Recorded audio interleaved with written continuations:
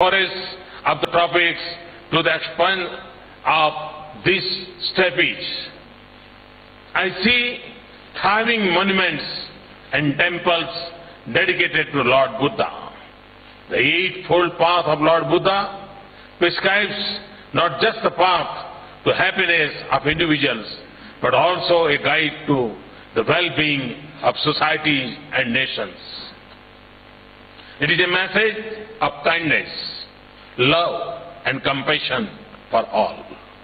It is a lesson of deepest respect for human beings and human rights, for faith in peace and non-violence. This is a path that tells us to reach out to the weakest and the poorest in our societies. It is a wisdom that sees the interdependence of all things in the universe and the virtue of simplicity. Therefore, it is a path to a more sustainable planet. It holds lessons for the world that is threatened by the excesses of consumption and disharmony between man and nature. As in the prosperous West, Asia of rising incomes and aspirations must remember and follow this message. Above all, it is a guide for a relationship of peace, equality, respect and cooperation between nations, small and large, weak and powerful. It is a call for each of us as individuals and as nations to assume the universal responsibility to mankind and our planet. It inspires us to think of common good and all nations. The teachings of Lord Buddha are reflected in the principles of democracy. The path of righteousness is based on freedom of mind, liberty of thought, liberty of action, and liberty of speech. These are the foundations of democracy. It is defined by recognition of interdependence, acceptance of diversity, and belief in coexistence. Its essence is the freedom of human beings, faith in dialogue, rule of law, and resolution of differences through peaceful means. So if we follow the right path of the Master, it will also be natural to walk on the path of democratic values. Here in Mongolia, we see the union of these two ideas and two ideals. I say this to Asia. Whatever forms of government each nation choose, however, we define ourselves as a state, we can still apply the principles of democracy in our engagement with each other. Whatever path we have chosen, whatever be the history of our disputes or the nature of our claims, we are linked by the common spiritual heritage across a vast arc of Asia. The convergence of Buddhism and democracy provides us a path to build an Asia of peace and cooperation, harmony and equality. This is a region that has woken up to its destiny. No region in the world has seen so much progress in the last half century as Asia.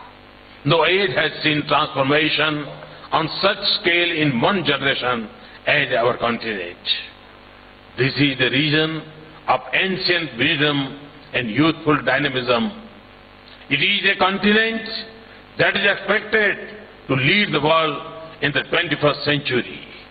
Yet, this is also a region that lies on the uneasy edge of uncertainty, of unsettled questions, of unresolved disputes, and unforgotten memories.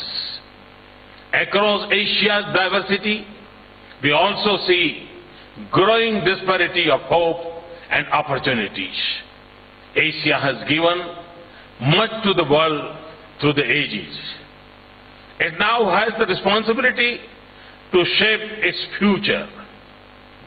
So now, more than our own requirements, I'm sure we will be able to do the requirement which the Asia wants from us and the world thinks about us. And I'm sure with this, our spiritual background, and with this, our extraordinary quality of the mankind, we can serve to the world and to the society. And I'm sure that the path of righteousness is based on freedom of mind, liberty and thought.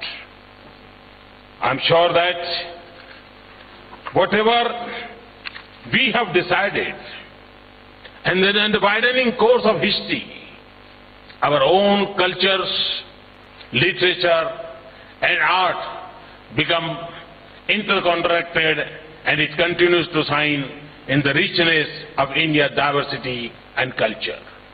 Today, Indians and Mongolians are telling the world that the bond of hearts and minds have the strength to overcome the barriers of distances. And I'm sure that this will improve the whole of our spirits, and we will continue to give. And this is a token of our reverence, of our shared spiritual heritage and respect for our friendship. As the sapling grows, it will be an emblem of our growing partnership.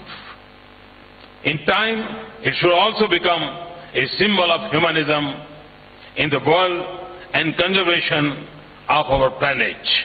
I thank you once again. Thank you.